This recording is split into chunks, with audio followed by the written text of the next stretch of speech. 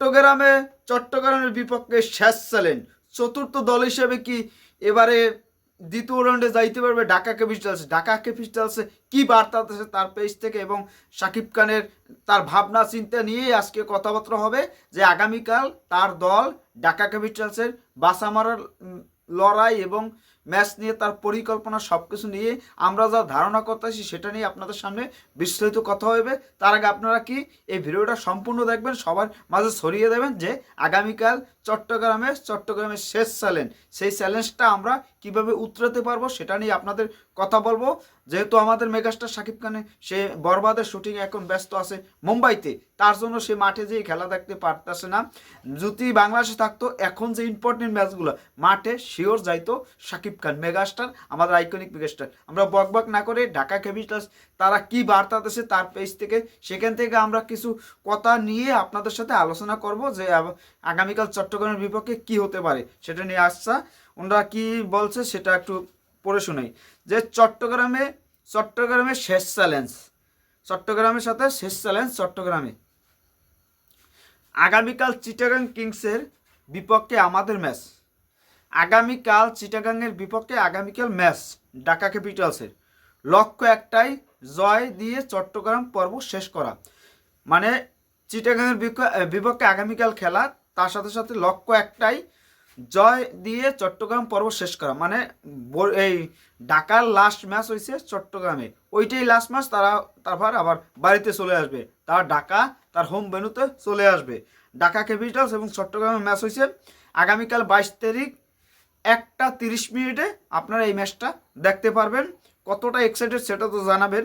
আমি কয়েকটা কমেন্ট আগে পড়ে ওনাদের থেকে কয়েকটা কমেন্ট পড়ে আসি। দর্শকদের চাওয়া যেভাবেই হোক এই ম্যাচটা আপনাদের জিততেই হবে এবং আল্লাহর কাছে দোয়া করি যেন আপনারা জিতেন। অসাধারণ কমেন্ট। কালকে বলার মেহেদী রানাকে দেখতে চাই প্লেন এই একাদশে, একটা পরিবর্তন এনে মেহেদী হাসান রানাকে সুযোগ করে দেন। কালকে ম্যাচটা জিততে হবে, সবশেষে হয়ে যাবে খেলোয়াড়দের কি লেখছে বুঝলাম না।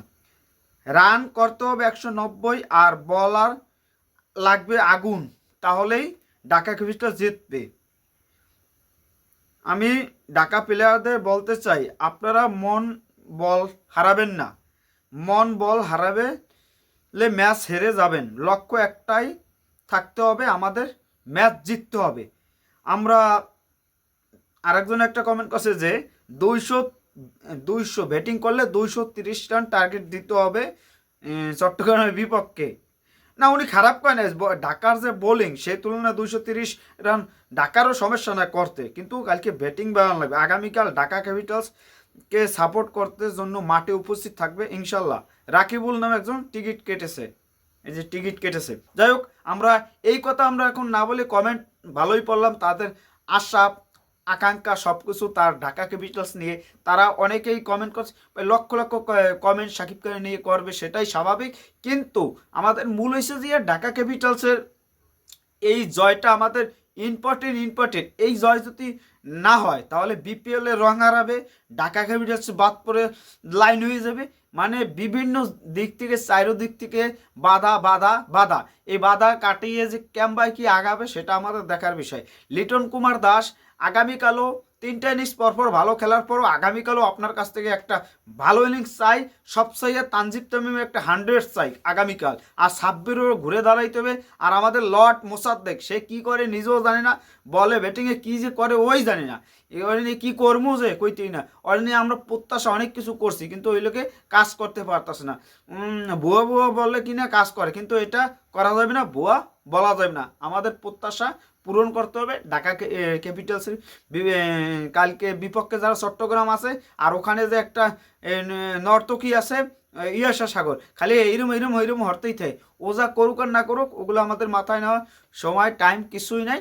আমাদের ওরে ঠান্ডা করতে হইবে, ওই লাফালাফি করবে ফালাফালি করবে। সাব্বির তো আছে, সাব্বির এইগুলো আবার পছন্দ করে। এই সাব্বিরের জন্য পারফরমেন্স কালকে দেখেন, গত ম্যাচে গেলাম এই সাব্বির রহমান পিটাই ছিল, এই 83 রান করছিলাম চট্টগ্রামের বিপক্ষেই সাব্বির রহমান পিটাইছিল।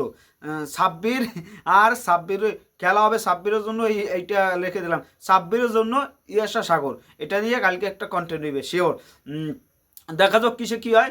সবাই একটাই কথা, একই দাবি যে আমাদের ঢাকা জিততে হবে, সবার কোনো একটাই দাবি, অন্য কোনো দাবি নেই।